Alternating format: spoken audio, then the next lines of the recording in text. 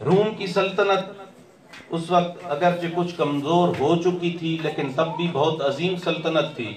تو شاہ روم نے کہا کہ شاہ روم ہونے کے ناطے مجھے علم ہونا چاہیے کہ نبی کا حقیقی وارث کون ہے.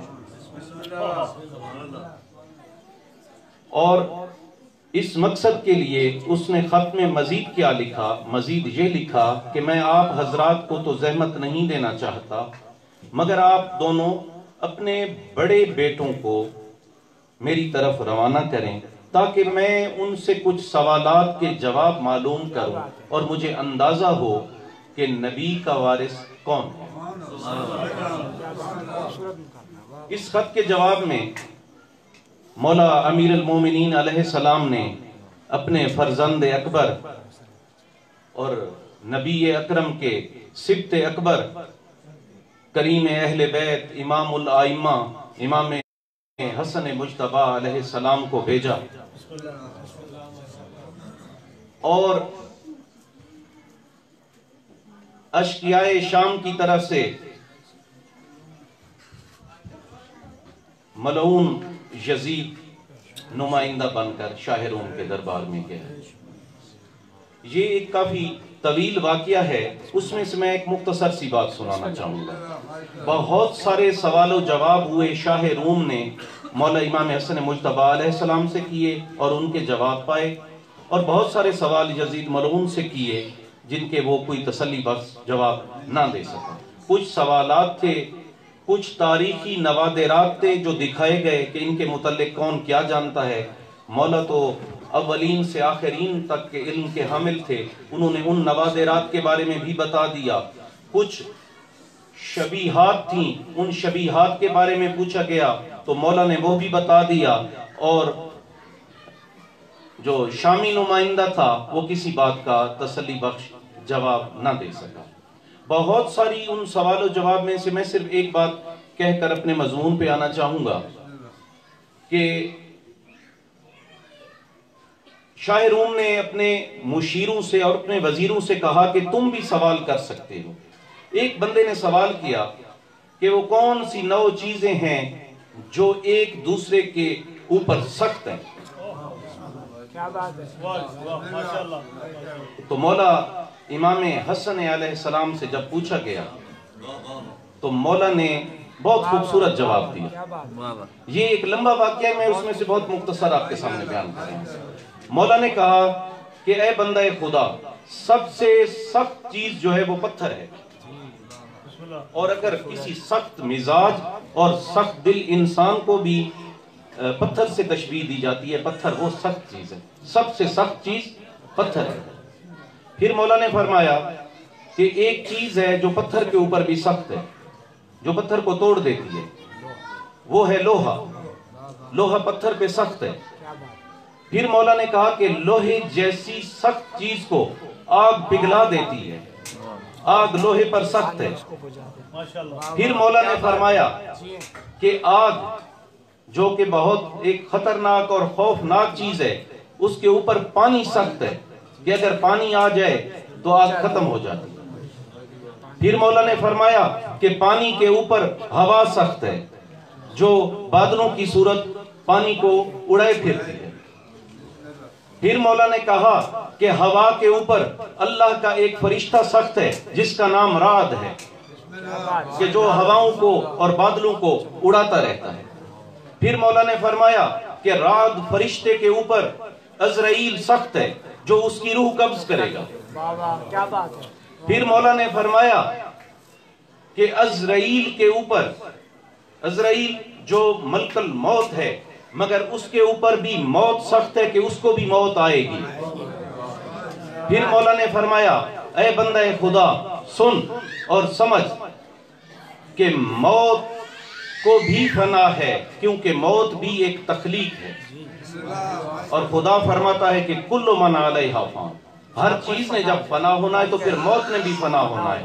بندے نے عرض کی کہ یا حسن ابن علی، موت کو کیسے فنا آئے گی؟ مولا نے فرمایا موت کے اوپر جو چیز سخت ہے وہ ممیت الموت ہے.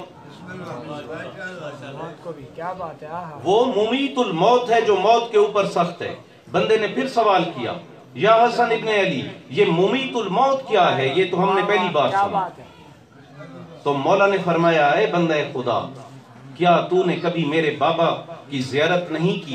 کیا تو نے میرے بابا کے خطبے نہیں سنے؟ میرے بابا فرمایا کرتے تھے، علی ابن ابی طالب فرمایا کرتے تھے کہ انا ممیت الموت، میں موت کو موت دینے والا ہوں، انا موت الاکبر، میں سب سے بڑی موت ہوں۔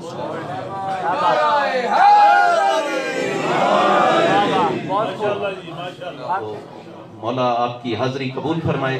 امام حسن علیہ السلام کے ضمن میں ایک جملہ عرض کرنا تھا سو کر دیا۔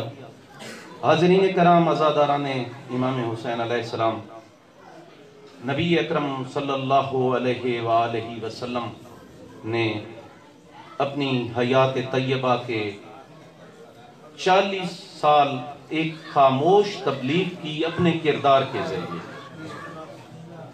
جس میں انہوں نے زبان سے زیادہ اپنا کردار دکھایا، ٹھیک ہے، اور اس تبلیغ کی سند جو اللہ تعالیٰ کی طرف سے تھی وہ تو موجود ہی تھی، وہ تو شروع سے ہی موجود تھی، مگر مشرکین مکہ اور کفار مکہ نے بھی ایک سند دی اور کہا کہ صادق اور امین۔ یہ 40 سال کی خاموش تبلیغ کا نتیجہ تھا، صادق اور امین کا خطاب۔ اور خطاب دے کون رہے تھے؟ مشرکین اور کفار۔ پھر اعلان نبوت ہوا، اور اعلان نبوت کے بعد سرکار کی حیات طیبہ کے 23 سال مزید گزرے، جس میں اسلام کی بھرپور انداز میں تبلیغ ہوئی۔ حضور پاک کی پوری محنت، پوری زندگی کی ریاضت، اور انہوں نے جو ایک معیار مقرر کیا تھا ایک اچھا مسلمان بننے کا۔ اب اتنے صحابہ، بہت سارے صحابہ، اہل علم حضرات بیٹھے ہیں کہ عمومی طور پہ کہا جاتا ہے کہ آخری حج کے موقع پہ 1,24,000 صحابہ کرام موجود تھے، یعنی ایک بڑی تعداد تھی، اور صاف ظاہر ہے کہ سب کے سب لوگ بھی وہاں پہ نہیں پہنچ سکے ہوں گے، تو اگر چلو وہی 1.25 بھی صحابہ کرام مان لیے جائیں، تو اتنے لوگوں میں سے جو ایک مومن کامل کا معیار مقرر کیا تھا سرکار دو عالم صلی اللہ علیہ وآلہ وسلم نے، پوری امت سے، پورے صحابہ کرام میں سے صرف ایک شخص اس میرٹ پہ پورا اترا۔ کون پورا اترا؟ جس کو سند ملی۔ سند کیا ملی؟ السلمان منا اہل البیت۔ واہ واہ واہ واہ، یعنی وہ ایک واحد فرد تھا، باقی بھی بہت سارے صاحب ایمان موجود تھے، مومن موجود تھے، بڑی بڑی مقدس ہستیاں موجود تھیں، لیکن جو ایک میرٹ تھا، جو ایک آخری حد تھی، اس پہ صرف جناب سلمان پہنچے۔ اور محمد و آل محمد علیہ السلام کی عزت و عظمت تو کیا بیان کی جائے۔ ہم جیسے فقیروں کی نہ اتنی ہمت ہے، نہ اتنی اوقات ہے، نہ اتنی بساط ہے کہ کچھ بیان کریں۔ جو لوگ ان سے وابستہ ہوئے ان کی عظمتیں بھی شمار نہیں کی جا سکتی، ٹھیک ہے۔ اب جناب سلمان کو جب من اہل البیت کا درجہ ملا تو ثابت ہوا کہ جناب سلمان کا عقیدہ بھی کامل تھا اور عمل بھی کامل تھا۔ کل بھی منن میں جب بات ہو رہی تھی اسی ضمن میں، تو میں نے کہا تھا کہ جو عمل ہے وہ عقیدے کا ثبوت ہے، عمل کے بغیر عقیدہ ایک دعویٰ ہے، دعوے کے عملی ثبوت بھی ہونے چاہیے، اور وہ ہے انسان کا کردار۔ اور دیکھیں جو میرٹ دیا گیا تھا جناب سلمان نے اس پہ کیسے عمل کیا، عقائد اور اعمال کا ایسا حسین امتزاج کہ من اہل البیت قرار پائے۔ اور کیا ہے کہ جب بے شمار ان کے فضائل و کرامات ایک طرف، اور جب مولا نے ان کو مدائن بھیجا تھا حاکم بنا کے، اور جب وقت آخر آیا تو اپنے ساتھی سے کہا، رہائش ان کی مسجد میں ہوتی تھی، کہ میرا وقت آخر ہے، میرے مرنے کی اطلاع اہل مدائن کو مت دینا، میرے مولا آئیں گے،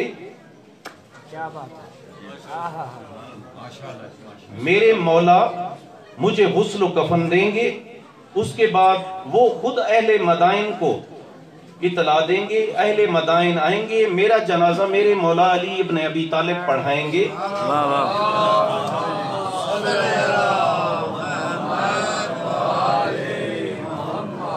اور ان کے آنے تک اہل مدائن کو میرے مرنے کی اطلاع نہ دی جائے۔ اور یہ وصیتیں کر کے جناب سلمان فارسی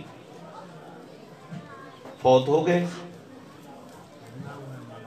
اور ان کی ہدایت کے مطابق جو ان کے ساتھی تھے یا خادم تھے، انہوں نے مسجد کے اندر سے دروازہ بند کر کے اندر سے ایک کنڈی لگا دی تھی۔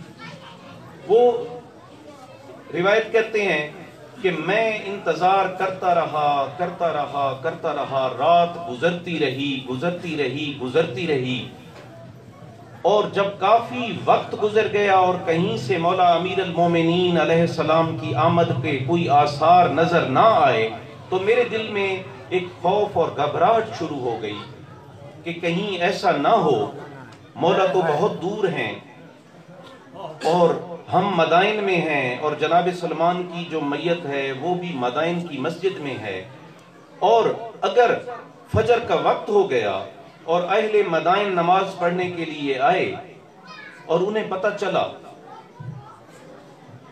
کہ جناب سلمان رات سے فوت ہو گئے ہیں اور میں نے انہیں نہیں بتایا، اور اگر نہ بتاؤں گا تو وہ سختی کریں گے، ان کے لیے مسجد کا دروازہ کھولنا پڑے گا۔ وہ کہتے ہیں کہ میں ابھی اسی کشمکش میں تھا کہ دروازے پہ انتہائی شریفانہ اور شائستہ انداز میں دستک ہوئی، اور وہ کہتے ہیں کہ دستک کے انداز سے ہی میں سمجھ گیا کہ یہ یقیناً امیر المومنین علیہ السلام۔ اور جب وہ کہتے ہیں میں نے دروازہ کھولا تو مولا سامنے کھڑے تھے، مولا نے سلام کیا، میں نے جواب دیا، مولا مسجد کے اندر داخل ہوئے اور اس طرف بڑھے جس طرف جناب سلمان کی میت رکھی ہوئی تھی۔ وہ بندہ کہتا ہے کہ میں نے عجیب منظر دیکھا، جیسے مولا سامنے ہوئے، سلمان جو رات سے فوت ہو چکے تھے ایک دم سے اٹھے اور کہا السلام علیکہ یا امیر المومنین،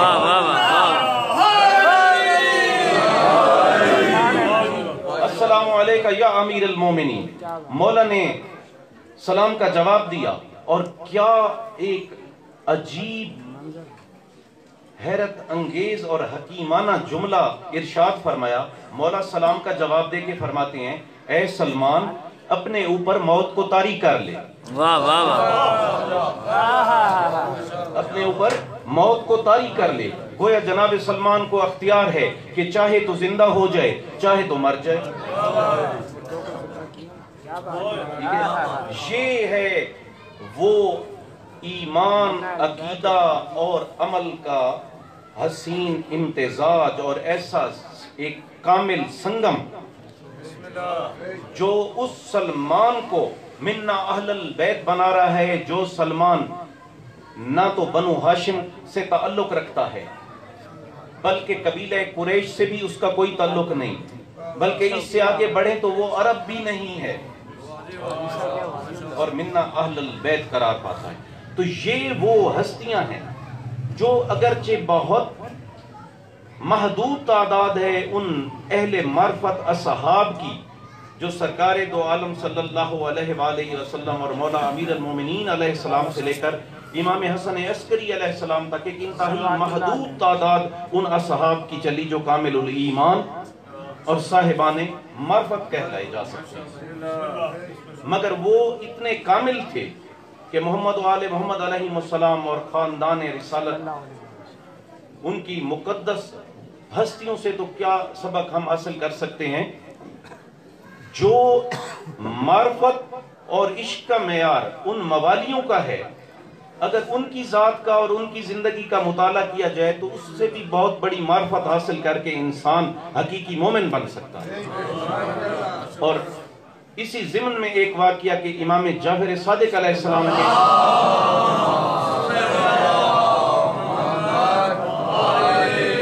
مولا کے ایک صحابی تھے امام جعفر صادق علیہ السلام کے، ان کا نام تھا فضیل ابن یسار. ڈاکٹر صاحب بخوبی جانتے ہیں ہاں، فضیل ابن یسار مولا کے بہت معتمد صحابی تھے، اور مولا کی حیات طیبہ میں ہی جناب فضیل ابن یسار کی وفات ہو گئی. جب ان کی وفات ہو گئی تو مولا نے اپنے 2 صحابیوں کو حکم دیا کہ فضیل ابن یسار کو غسل دے کر کفن پہناؤ، پھر میں اس کا جنازہ پڑھوں گا. حسب دستور ایک پردہ بنایا گیا جس میں جناب فضیل ابن یسار کو غسل دیا جا رہا تھا، تو دونوں وہ صحابی جو غسل دے رہے تھے اچانک گھبرا کر باہر نکل آئے اور مولا سے کہنے لگے کہ مولا کیا فضیل ابن یسار فوت ہو چکا ہے؟ واہ واہ واہ واہ. مولا فضیل ابن یسار فوت ہو چکا ہے. مولا نے کہا فوت ہو چکا ہے تو تمہیں غسل دینے کو کہا ہے، تو کیا ہوا؟ کہنے لگے ہم تو گھبرا گئے ہیں، وہ تو ہمیں سمجھاتا ہے کہ یہاں پانی ڈالو، اس انداز میں غسل دو. مولا نے کہا آپ لوگ گھبراؤ نہیں، فضیل ابن یسار فوت ہو چکا ہے، وہ تمہیں سمجھائے گا، بولے گا، اس بات سے مت گھبرانا، کیونکہ اس کی حیثیت میرے ساتھ وہی ہے جو میری جد کے ساتھ سلمان فارسی کی. تو گویا جناب سلمان بھی زندگی اور موت پہ اختیار کر رہے ہیں. جہاں تو لوگ پوچھتے ہیں کہ علی کا اختیار کتنا ہے اور کتنا نہیں ہے، واہ واہ. جہاں تو اولاد علی کے اختیار کی بات ہوتی ہے، یہاں پہ تو سلمان فارسی اور فضیل ابن یسار اپنے آپ پہ موت کو بھی طاری کر رہے ہیں اور موت کو ہٹا کے زندگی بھی اختیار کر رہے ہیں. ٹھیک ہے، تو یہ ہے، یہ کیا خوبی ہے؟ یہ لوگ اہل بیت تو نہیں ہیں. کیا خوبی ہے؟ یہ کامل ایمان ہیں، ان کا عقیدہ بھی کامل ہے اور ان کا عمل بھی کامل ہے. ان کا عمل بھی کامل ہے، جو عقیدہ ہے اس پہ عمل بھی کر رہے ہیں. جب مومن کامل کب بنتا ہے؟ جب عقیدے اور عقیدہ کے مطابق عمل انجام دیا جاتا ہے. عقیدہ کچھ اور، اعمال کچھ اور، وہ کبھی مومن کامل نہیں بن سکتا. اور میں اس ضمن میں زیادہ طوالت اختیار نہ کروں اور ڈاکٹر صاحب کو وقت دوں، اور اسی ضمن میں مجھے ایک واقعہ یاد آ گیا کہ ایک شخص مولا کا مومن عزادار بصرہ شہر کا رہنے والا احمد اس کا نام تھا. لیکن دعویٰ کرنا بہت آسان ہے اور دعوے کے ثبوت دینا اپنے اعمال سے، اپنی سیرت سے، اپنے کردار سے بہت مشکل کام ہے.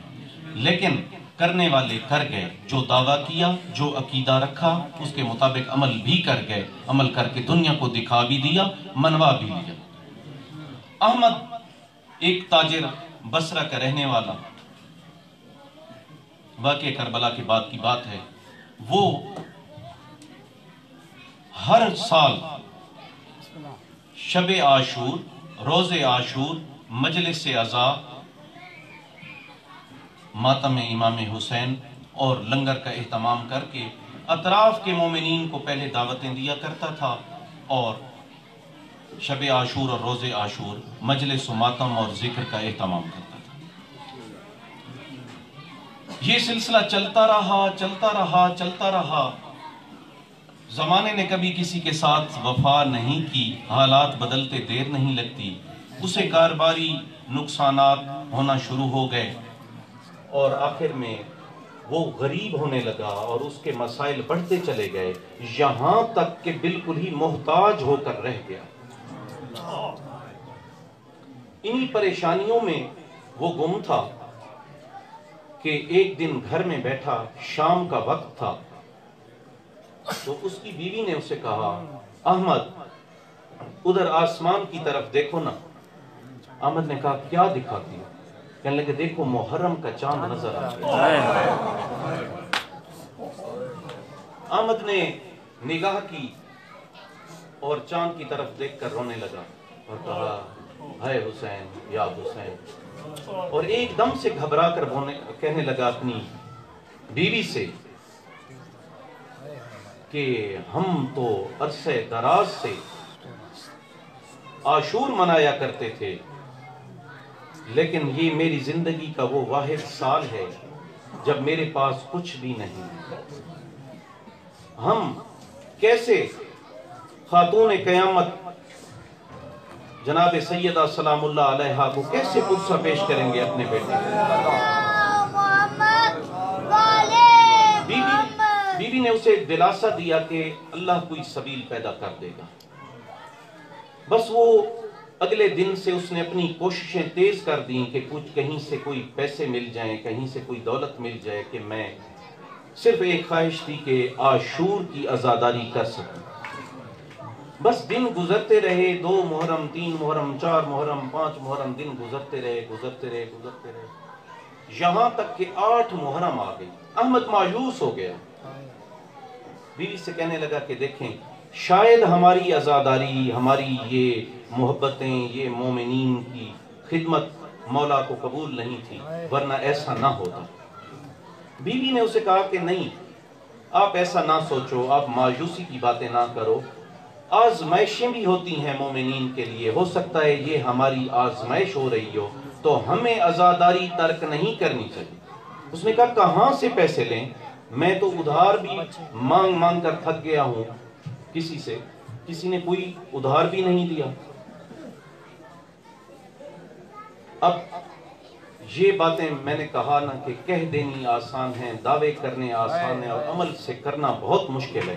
اس کی بیوی نے کیا کہا، کہنے لگی احمد میں آپ سے ایک بات کروں اگر آپ ناراض نہ ہوں۔ احمد نے کہا نہیں، بتاؤ کیا بات ہے۔ کہنے لگی دیکھیں عزاداری امام حسین تو ہر صورت میں ہونی ہے نا، اور اس کے لیے جتنی بھی قربانی دینی پڑے گی آپ قربانی دیں گے؟ احمد نے کہا ہاں ہاں دوں گا، اپنا سر بھی کٹانا پڑا تو کٹاؤں گا، عاشور کو عزاداری کروں گا۔ کہنے لگی سر کٹانے سے بھی کوئی مشکل بات ہو؟ احمد نے کہا وہ بھی کر گزروں گا۔ وہ خاتون کہنے لگی احمد ناراض مت ہونا، ہماری بیٹی جوان ہو گئی،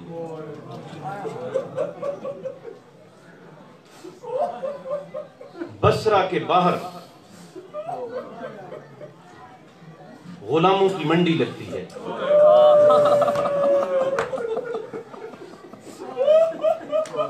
آپ کہتے ہیں نا کہ میں امام حسین سے بہت محبت کرتا ہوں، تو میں ایک مشورہ ہے میرا کہ اگر بیٹی کو جا کے فروخت کر دیں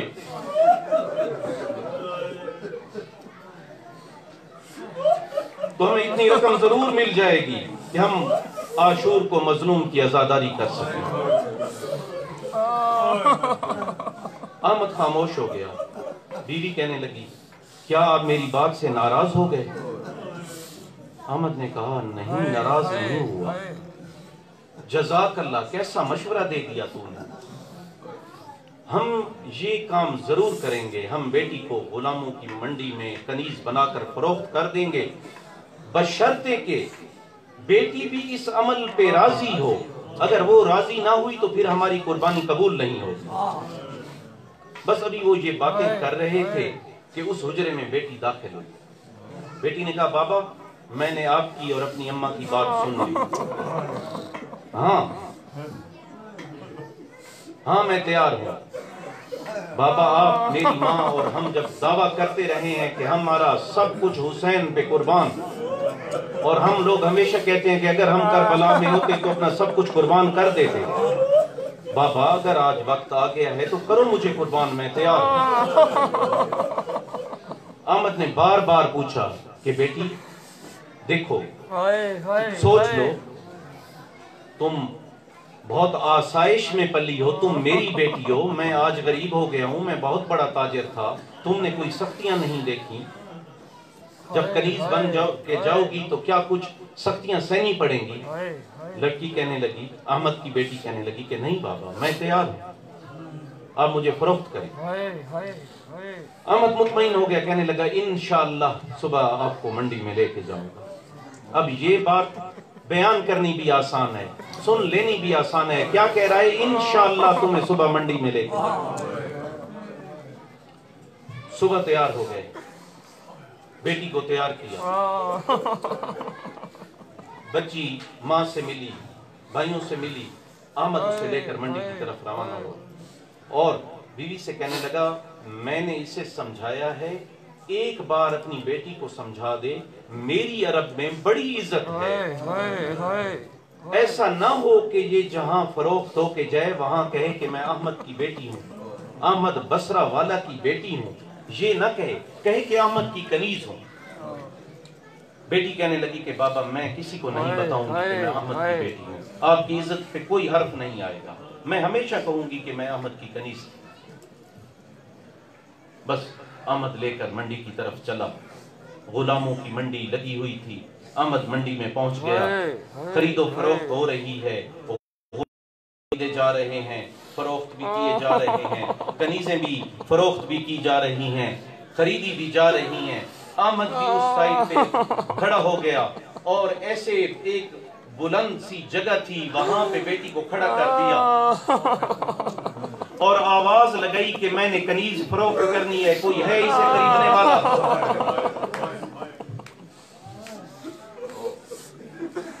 अब आदमी आ रहे हैं, अहमद खड़ा है, वो उसकी बेटी को बगौर देख रहे हैं।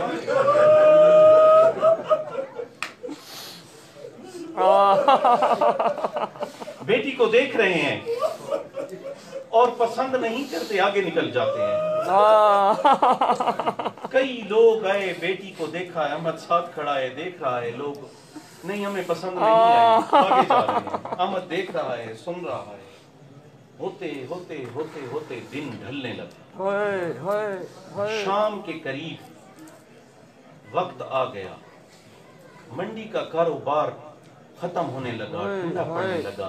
जो गुलाम और कनीजें फरोख्त हो गई थीं वो हो गईं, जिनकी बच गए गुलाम और कनीजें वो अपना सामान और अपने गुलाम कनीजों को समेटने लगे कि यहाँ से निकल जाएं। अहमद बेटी फरोख्त न होने पर बहुत गमज़दा है, बेटी फरोख्त न होने पर बहुत गमज़दा है और बार बार कह रहा है कि इतनी मेहनत की, बेटी को फरोख्त करने तक आ गए, लेकिन शायद मौला को मंजूर नहीं था, कोई हमसे ऐसा तो ना हुआ कि आज बेटी भी गुलामों की मंडी में भी फरोख्त ना हो सकी। बस अभी मायूस हो रहा था कि एक घोड़े सवार आ गया। उसने कहा अहमद। अहमद ने ऐसे घबरा कर घोड़े सवार की तरफ देखा कि आप मुझे पहचानते हो? कहा हाँ मैं जानता हूं, तुम अहमद हो।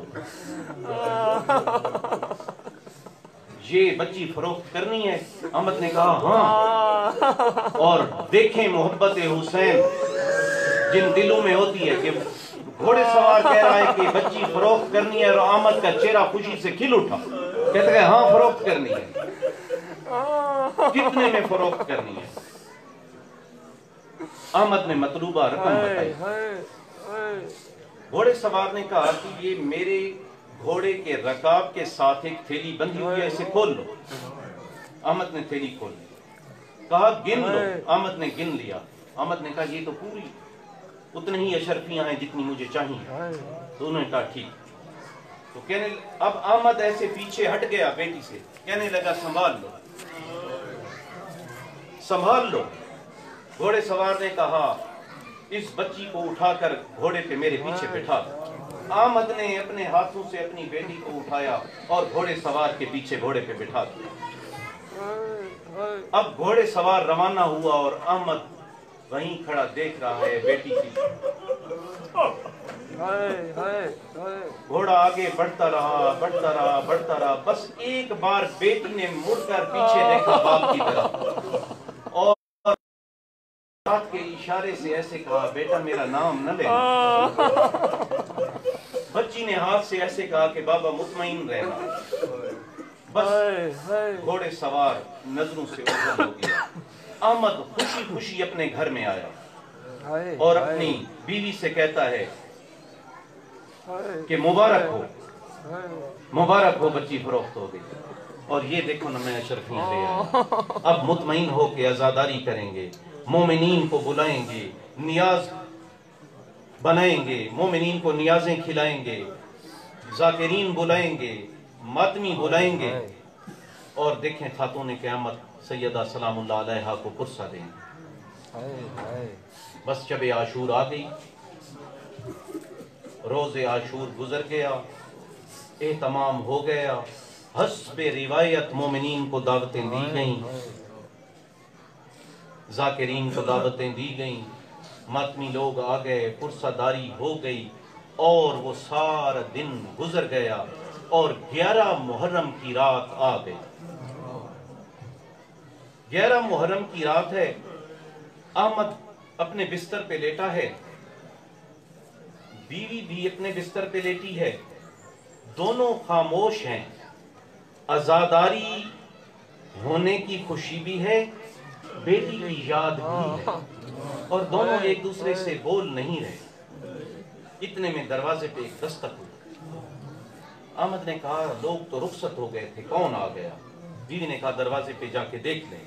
احمد نے جا کے دروازہ کھولا، دیکھا تو بچی سامنے کھڑی. ایک دم سے احمد گھبرا گیا، کہنے لگا میری بیٹی ہے. میں نے تو آپ سے بار بار کہا تھا کہ اگر تم یہ سختیاں، غلامی کی سختیاں نہ سہ سکو تو میں تمہیں فروخت نہیں کرتا. مگر بیٹی آپ نے بار بار کہا تھا کہ بابا میں ہر سختی برداشت کر لوں گی، آپ عزاداری اپنی جاری رکھیں امام مظلوم. پھر میں نے کہا تھا میرا نام بھی نہ لینا. دیکھو سارے وہ رقم جو میں نے تمہارے عوض لی تھی آج میں نے امام حسین کے نام پہ لٹا دی.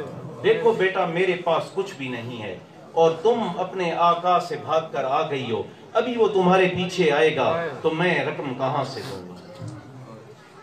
بیٹی نے کہا بابا فکر نہ کریں، مجھے گھر لے جائیں اور میری بات سن لیں. احمد بچی کو لے کر گھر آیا. بیوی دیکھ کر یہ کیسے آ گئی؟ کہنے لگا میں بھی پریشان ہو رہا ہوں کہ یہ کیسے آ گئی، مگر یہ کہتی ہے کہ میری بات سن. بیوی نے کہا ٹھیک ہے اس کی بات سنتے ہیں. ایک مسند پہ بیٹی کو بٹھا دیا، میاں بیوی سامنے بیٹھ گئے. کہا بیٹی واقعہ بیان کرو، کیا ہے، کیسے آ گئی؟ کیا اپنے آقا سے بھاگ کے آ گئی؟ کیا اس نے تمہیں آزاد کر دیا؟ کیسے پہنچی ہو؟ اس نے کہا بابا میری بات سن، جس شخص نے آپ کو میری قیمت ادا کی تھی اور آپ نے گھوڑے پر اس کے حکم کے مطابق اس کے پیچھے مجھے بٹھا دیا تھا، بس گھوڑا روانہ ہو گیا. ایک بار میں نے آپ کی طرف دیکھا تھا، پھر جب آپ میری آنکھوں سے اوجھل ہو گئے تو میں نے کہا ٹھیک ہے کوئی بات نہیں، ہم دعویٰ تو رکھتے ہیں محبت حسین کا، تو حسین کے نام پر زندگی قربان ہے تو قربان. اب یہ آقا جہاں بھی لے جائے گا تو اس کی خدمت کروں گا. کہنے لگی سفر ہو رہا تھا، وہ گھوڑا چلتا چلتا چلتا آخر سرزمین کربلا میں داخل ہوا. کہنے لگی مجھے دور سے امام حسین مظلوم اور مولا عباس علیہ السلام کے روضے نظر آئے تو میرا دل خوش ہو گیا کہ کچھ بھی صحیح ماں باپ سے تو جدا ہو گئی، لیکن میرا آقا کوئی مومن شخص ہے، کربلا میں رہتا ہے، اور کچھ نہیں تو وقت نکال کر جو آقا کی خدمت کروں گی اس سے وقت نکال کر کم از کم امام مظلوم کی چوکھٹ پہ سجدہ تو کر لوں گی. کہنے لگی کہ بابا بھی میں یہ سوچ رہی تھی کہ وہ گھوڑے سوار رکا نہیں اور وہ امام حسین علیہ السلام کے روضہ مبارک کی طرف بڑھنے لگا. میں اس انتظار میں تھی کہ ابھی یہ گھوڑے سوار رکے گا، یہ گھوڑے سے نیچے اترے گا، مجھے بھی اتارے گا، کیونکہ مقام ادب ہے. مولا امام مظلوم کا روضہ سامنے ہے. بابا وہ شخص نہیں رکا، وہ آگے ہی بڑھتا گیا، وہ آگے ہی بڑھتا گیا، وہ آگے ہی بڑھتا گیا، یہاں تک کہ وہ روضے کے دروازے پہ آ گیا. میں نے سوچا کہ چلو اب رکے گا، اب مجھے اتارے گا. کتنا بھی امیر صحیح، کتنا ہی سردار صحیح، امام حسین علیہ السلام کے روضے میں تو گھوڑے پہ سوار ہو کے نہیں جا سکتا. کہنے لگی بابا میری حیرت کی انتہا نہ رہی جب وہ شخص اس دروازے میں بھی داخل ہو گیا اور گھوڑے پہ سوار تھا. وہ کہنے لگی کہ بابا اندر ایک مکان کا منظر تھا، اس کے کئی حصے نظر آ رہے تھے. میں تو سمجھی کہ سامنے مزار نظر آئے گا، لیکن ایک مکان جس میں کچھ لوگوں کی رہائش ہو ایسا نظر آ رہا تھا. وہ گھوڑے سوار ویسے ہی گھوڑے پہ بیٹھا رہا. बाबा उसने बड़ी गरजदार आवाज में, रोबदार आवाज में एक आवाज दी और कहा, अली अकबर।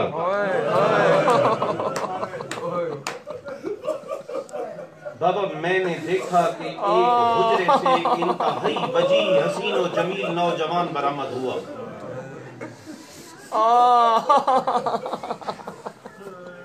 और उनसे उस घोड़े सवार ने कहा, अली अकबर, इस बच्ची को उतार दो।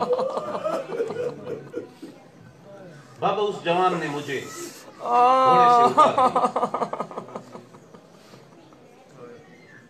और फिर कहा घोड़े सवार ने, अली अकबर, इसको अपनी खूबियों के पास ले।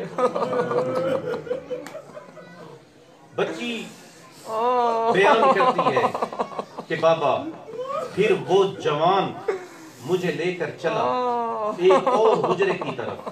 जब हम उस हुजरे में दाखिल हुए तो मैंने देखा कि बहुत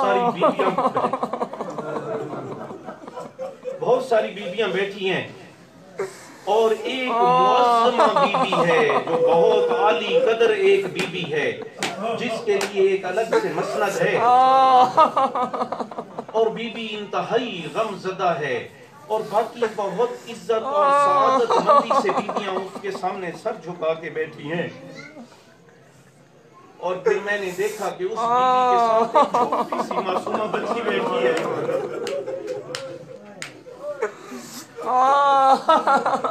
बाबा जैसे ही मैं अंदर दाखिल हुई तो वो मुअज़्ज़मा बीबी मेरे इस्तकबाल और कहने लगी, अहमद की बेटी मरहबा।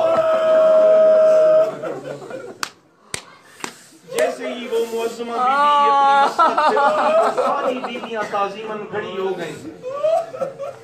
कहने लगी, बीबी ने आगे बढ़कर मुझे उठा लिया, मुझे सीने से लगाया, मुझे प्यार किया और मुझे साथ लेकर अपनी मसनद की तरफ चली। सारी बीबियां आगे बढ़ी, कोई मेरे हाथ चूम रही थी, कोई मेरी पेशानी चूम रही थी, कोई मेरे सर चूम रही थी। चले बीबी ने अपने साथ बिठा दिया और लगी, बाबा वो जो छोटी मासूमा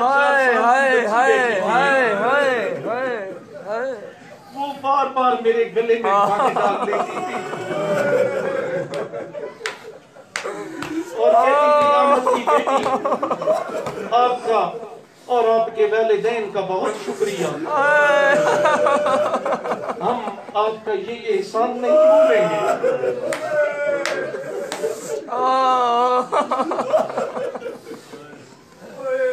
कहने लगी कि मैंने उन बीबियों ने मुझे बहुत बीबी है, मैंने घबराते हुए जब ऐसे देखा कि मैं पूछूं कि बीबी आप कौन हैं, कहने लगी कि थोड़े फासले पर उस नशिस्त से हटकर एक ज़ईफ़ा खातून बैठी थी, उसने मुझे प्यार भी किया और कहने लगी कि अहमद की बेटी, मैं सैयदा ज़हरा सलामुल्लाह अलैहा की कनीज़ फिज़ा हूँ। जिस बीबी ने तुझे गोद में लिया हुआ है तो सैयदा ज़ैनबुल कुबरा है। जो बच्ची तुम्हारे गले में बाहें डाल रही है यही तो सैयदा सकीना सलामुल्लाह अलैहा, और ये खानदान अहले बैत की बीबियां हैं जो तुम्हारे सामने बैठी हैं। कहने लगी, बहुत मुझे प्यार कर रही थी कि अचानक वही खूबसूरत जवान दरवाजे से जाहिर हुआ जिसने मुझे घोड़े से उतारा था और उसने आगे बढ़कर अदब से कहा, फूफी जान, अहमद की बेटी को मेरी दादी बुला रही है।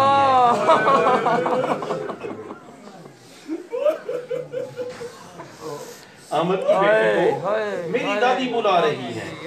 बीबी ने कहा, मुझे इजाजत दी। वो जवान मुझे साथ लेकर उस हुजरे से निकला, एक और हुजरे में दाखिल हुआ। मैंने देखा एक बीबी इंतहाई गमज़दा और दीवार के सहारे बैठी है और एक तरफ हाथ रख कर बैठी है। बाबा जैसे ही मैं दाखिल हुई वो बीबी मुश्किल से एक हाथ अपने तरफ रखा, एक हाथ दीवार पे रखा, बड़ी मुश्किल से मेरे इस्तकबाल को खड़ी हुई और मुझे कहती हैं, अहमद की बेटी तुम्हारा बहुत शुक्रिया, तुम्हारे माँ बाप का बहुत शुक्रिया, तुमने मेरे मजलूम बेटे की मोहब्बत में इतना कुछ कर लिया। कहने लगी बाबा बीबी ने मुझे बहुत दुआएं दी, मुझे बहुत प्यार किया। कुछ देर मैंने बीबी के पास गुजारी तो अचानक फिर वही खूबसूरत जवान दरवाजे में ज़ाहिर हुआ, अदब से सर झुकाकर कहने लगा, दादी अहमद की बेटी को मेरे बाबा बुला रहे हैं। कहने लगा बीबी ने इजाजत दी, मैं उस जवान के साथ चली, एक और हुजरे में मैं दाखिल हुई। बाबा मैंने देखा कि वहां पे इमाम हुसैन अलैहिस्सलाम की कब्र है। मैं अभी कब्र की तरफ देख रही थी कि मैंने कब्र के सिरहाने खड़े एक शख्स को देखा, एक बहुत बाबरकत और हसीन और जमील शख्स खड़ा है और सर से पांव तक जख्मों में वो शख्स इमाम हुसैन की कब्र की से टेक लगाकर कब्र का सहारा लेकर खड़ा है, वो बहुत और जब मैं सामने हुई तो उसने कहा बेटा मेरे करीब आ जाओ। मैं करीब हुई, उसने कहा बेटा और करीब आओ। जब मैं उसके करीब हुई तो उस शख्स ने उससे कहा कि तुम जानती हो मैं कौन हूँ? मैंने कहा नहीं, मैं आपको नहीं जानती। कहने लगी वही तो हूँ जिसके इश्क में फिरोख्त होके आ गई हूँ।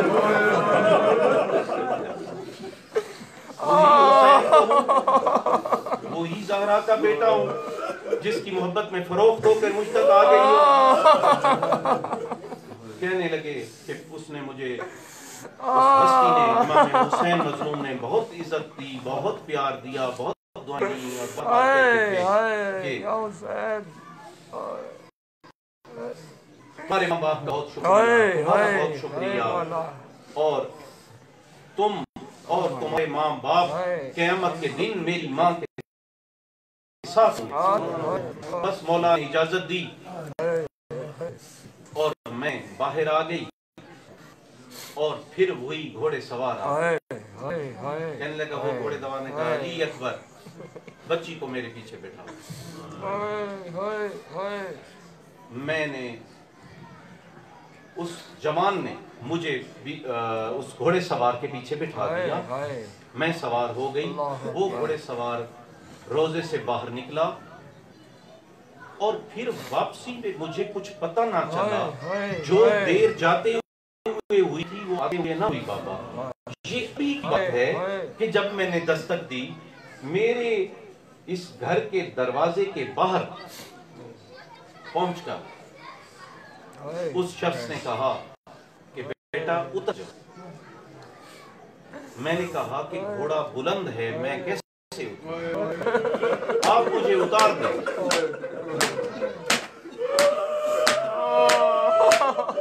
कहने लगी बाबा घोड़े सवार ने कहा मैं नहीं उतार सकता।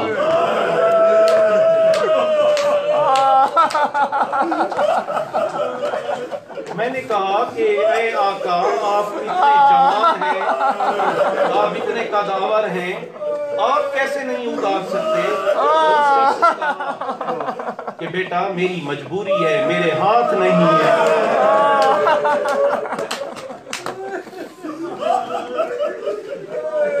मेरी मजबूरी है कि मेरे हाथ नहीं है।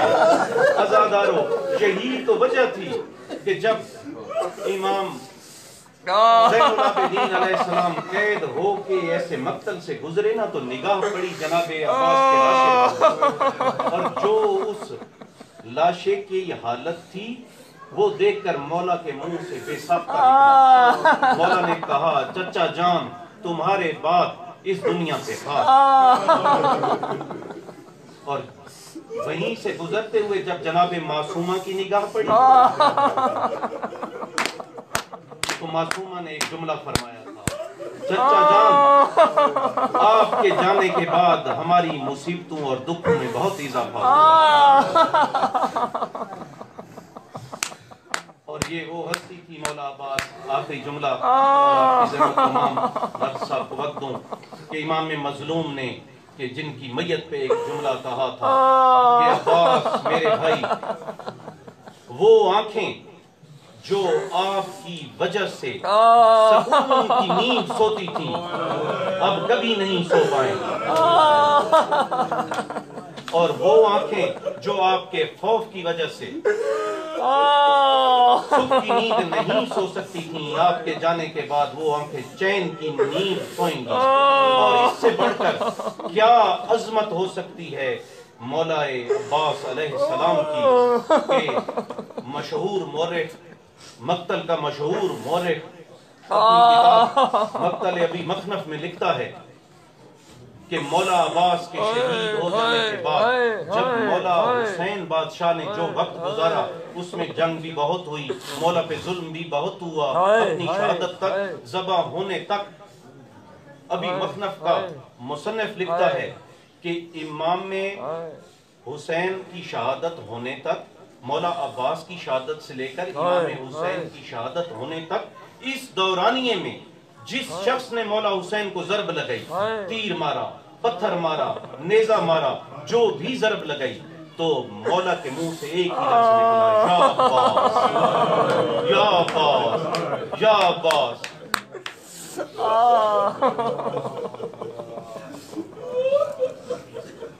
یہ تھے